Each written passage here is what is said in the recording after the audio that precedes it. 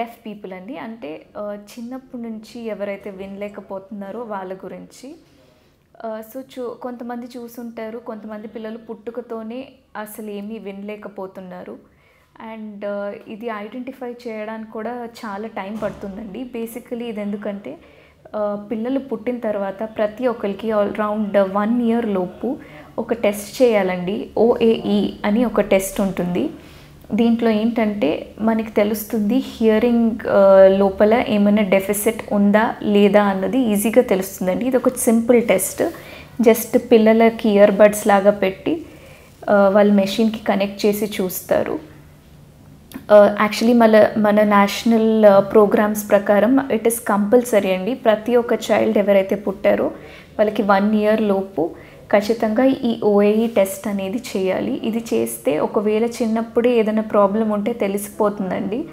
And మనకి latest advances ఎలా ఉన్నాయంటే మనకి సూనర్ వి నో, అంటే మనకి త్వరగా ప్రాబ్లం తెలిసినట్టుగా అయితే చిన్న ఏజ్లో కనుక మనం కరెక్ట్ ట్రీట్మెంట్ ఇస్తే పిల్లలు డెఫినెట్లీ వినే ఛాన్స్ ఉంటుందండి. పుట్టుకతో వినకుడి లేని వాళ్ళు కూడా మళ్ళీ వినే ఛాన్సెస్ ఉన్నాయి.